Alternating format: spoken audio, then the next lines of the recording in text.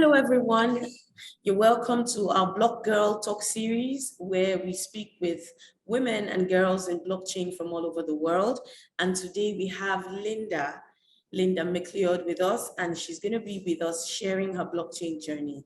So just give us a few minutes, listen, and we hope you'll be inspired on your blockchain journey. Hello, Linda. Hi, Mo. How are you? Doing really well, thank you. It's really great to have you here and to have this conversation with you. Thank you for accepting our invite and for joining us today. It's a pleasure to be here. Thank you so much. Thanks for coming. Okay, so if you could give us a brief background about yourself, for starters, just tell us about yourself, and so we get to know you better. Okay, so I am Linda /Latoya, based in Namibia, Windhoek, down south in Africa. So my journey started in 2017, actually, and it famously started obviously with Bitcoin. So it was a bumpy ride, but I quoted, or I slash it down to a phrase. I always say I was from scammed to curious to finding my passion. Oh. So that's how my journey started. Yes. So I was a flight attendant at Namibia, our national airline, for 9 years, since 2012, where we were rudely kicked out by the liquidation of our national airline last year. In the meantime, while I was working, I was keeping myself busy with the books, and I was doing business management. So that was my undergraduate. And after graduating, I became a bit bored, and Bitcoin came around, and so it was from one scam to the other. It was from one pyramid scheme to the other, wanting to get rich quickly. But like we know, there is no shortcut unless you have some 5 Bitcoins under your mattress somewhere with your keys. So I ended up becoming too curious, and these get together with these pyramid scheme guys, I got to ask too many questions. They got annoyed, and I went to Google my friend, where I then came across blockchain technology. So officially here, I was a bit hooked because the terminology was new. I didn't understand the phrases, and I wanted to know more. I also kept myself busy in a short course just to understand the meaning of money, understand the value of money, and where we are headed to. So I took upon a course at UCT, a short program for 3 months, which was investment management. I understand a bit better of the tools available in the market. It's not just funeral covers out there. There are also other ways to save your money. So after doing that, 2020, I was digging around for some short courses on blockchain. And these courses were quite expensive, and they ended up also just between 3 months and 6 months. I then came across the Ziggurat Institute together with the University of Barcelona, and they had a master's program, which the price was almost equivalent to a short course. So I decided to take a chance, didn't have the money at all, but I took the chance. I filled in the inquiry form regarding blockchain, and a wonderful lady, Manuela, called me from Barcelona, and she introduced me to the course. She took me through it, and she said I should just try my luck. It's just a few weeks before they close the program. I was not expecting anything really. So I took upon my laptop, and I started typing a motivational letter. And the week after that, I got an acceptance letter to say that I was in. It was a rush of emotion. It was really pricey. I won't lie. It was costly, but no regrets whatsoever. I met incredible people. I met a network of people that are always willing to assist. And to be short and sweet, that's blockchain for you. If they are real, true enthusiasts, not going after the Bitcoin and the Ethereums and quick scams, you find people like yourself, Mo, that are pushing the agenda of blockchain and really want to bring about a difference. So in short, that was how I came across blockchain. Ever since that, I have been in the unemployment status for about 2 years. LinkedIn has been my tool to be stalking professionals, the ones up there, academics, making some noise in the space and saying, "Hey, there's a little girl called, or a little lady called Linda here in Namibia that studied blockchain, and she's willing to assist." So ever since last year, the end of the year, I've been reaching out to people that have been pushing the agenda of Fourth Industrial Revolution. Professor Peters, James, that is spearheading the Green Hydrogen Project in Namibia. And they have kindly taken me under their wing and directed me on the path of creating a space for blockchain within Namibia. So yeah, in short, that's my story. That's an amazing story, seeing how you started from a non-blockchain background and in the interest to make money. Most people have been on that journey anyway. It's one scam or the other in the Yes. Bitcoin or the blockchain space. But it's good to know that you persevered and you continued. And now you know what's right from what's wrong. Most definitely, yes. It takes perseverance, and even today still, you need to keep head above water. And I think the most important part of finding yourself in this space is to connect with people with similar interests, and they assist you to keep that perseverance. They refuel you. So yeah, I agree completely. The community is everything. I remember a quote I read once that when it comes to Web3 and blockchain, the product is as important as the community, because the community really keeps it going. Yeah. Most definitely. The next question is, did you face any obstacles in your journey, especially as a woman? Because from my part of the world, and really in several other places, women face different obstacles as they make their rise in, depends, regardless of the sector. So did you face any obstacles at all? And if you did, how did you overcome? To be honest, Mo, I think, speaking from my part of the world, especially in Namibia, I don't think the obstacle is so much gender-based. Okay. It's really more that Bitcoin, sorry to say it, in Namibia has caused more damage. And that itself is an obstacle, because now the technology that is actually built on the fundamentals of trust and transparency now needs to prove to the Namibian people that it's not a scam, that there is much more to blockchain than Bitcoin. Mm-hmm. So the obstacle for me, honestly speaking, is to approach someone and say, "What have you studied, Linda? What are you doing?" "No, I have a master's in blockchain." "What is that?" "Well, it's distributed ledger technology," and it goes on and on, but they still don't understand. And then obviously you need to pull the card. It's the technology that is behind Bitcoin. If they just hear the word Bitcoin, you already see the self.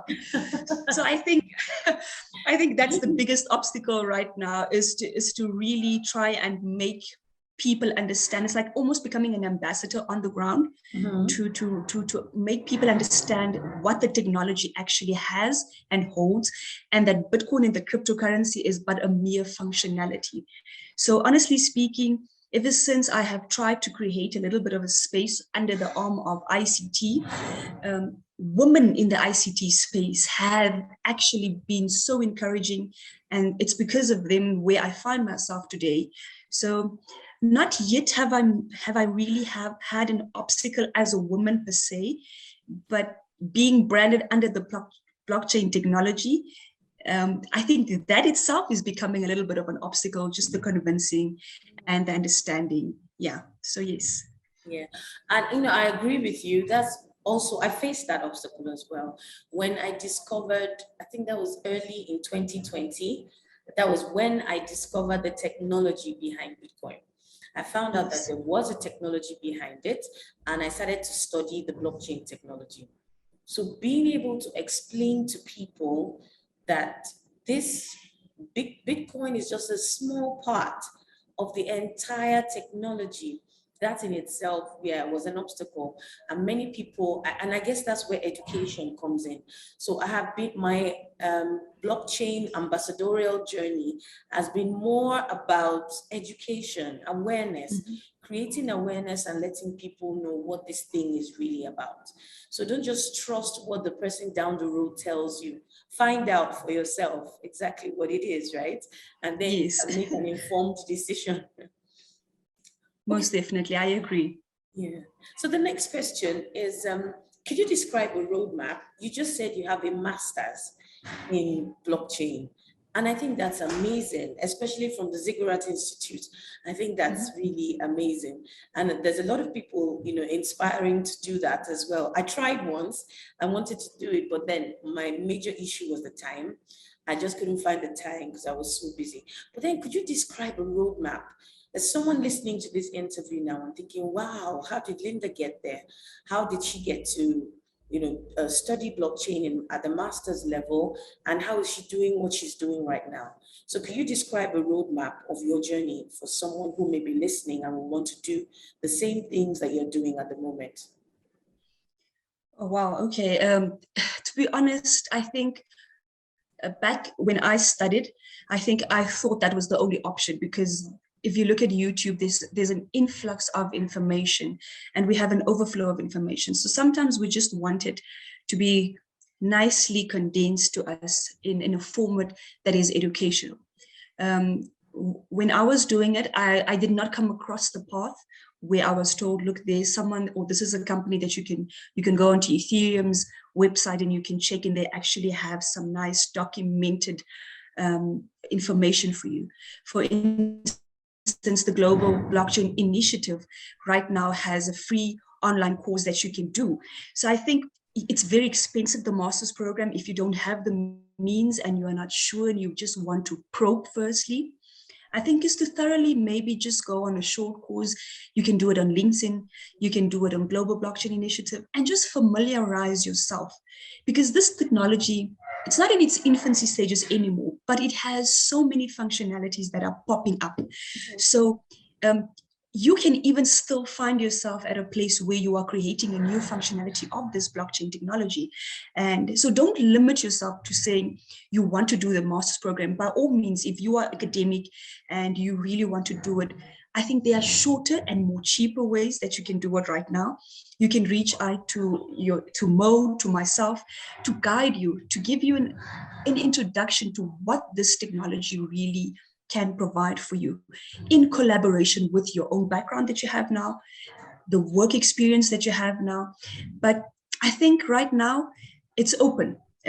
Reach out to people, speak to people that are in this space, let them guide you, let them help you on a cheaper, more efficient and effective manner.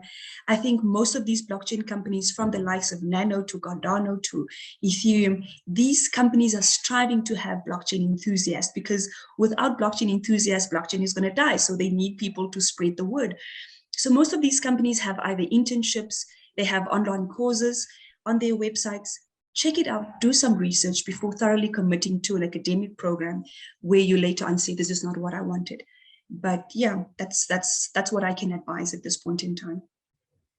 Okay, that's really good, because the next thing I was going to ask, if there's any learning or career opportunities that you are aware about in the space, but I guess you just mentioned Cardano and everything. But if there's more you'd like to share, like sometimes there's programs available, especially for women. But if there's any other career opportunities that you know about, is there any you'd like to share at the moment? I think I'm not so sure about the website, but I do know that DLT program, I think they are really a program to look out for. They are encouraging women to partake in blockchain. I know that Africa Blockchain, also in Kigali, Rwanda, yeah, they are also striving to get people on board, especially also women. I know in Namibia, for instance, UNAM, the University of Namibia, has also collaborated on starting a master's program in blockchain. So yes, there are some projects out there, and encouraging women. I think it's really up to you and IMO to see how we can even start short courses, how we can do the YouTube. We can even branch out and have some short segments where we are just giving some information. But yeah, that's Global Blockchain Institute. I just have to get it right. It's Institute or Initiative. I'm even part of it. So initiative, yes. So let me not get the wording wrong. So Global Blockchain Initiative, it's a great start. Please log in. It's for free. It's thorough. It's one of the best lectures. You get the Ziggurat Institute teachers are on there. The lectures that you get at the university program, you will get on there. And these are blockchain certified companies. These are blockchain companies like Nano, PwC, experts are there. So I think you can't go wrong if you want to move away from the scammers and from the guys that are just wanting to make a quick buck out of you. Blockchain enthusiasts out there, really, you will find out most definitely they want to do things for free. They just want to share the knowledge. So before you spend some money, check these websites out, see what you can do to do it the free way before committing to anything that's cash related. Well, that's really valuable advice. And that's something that everyone would like to hear, that I can study blockchain for free somewhere and at least get the basics, understand the basics, and then I could determine if I want to commit to a proper master's program or something. So that thanks for sharing that. Most definitely. I'd also like to ask you, have you ever mentored any women in the space, or would you like to mentor women in the space? Well, most definitely, I have not obliviously. I can't say I've done it with intention. I am advising a few ladies onto the global block, the GBI website as well, to check out these courses. And a few ladies have reached out and said, look, they want some mentorship. I think to understand the word mentorship is maybe also very important.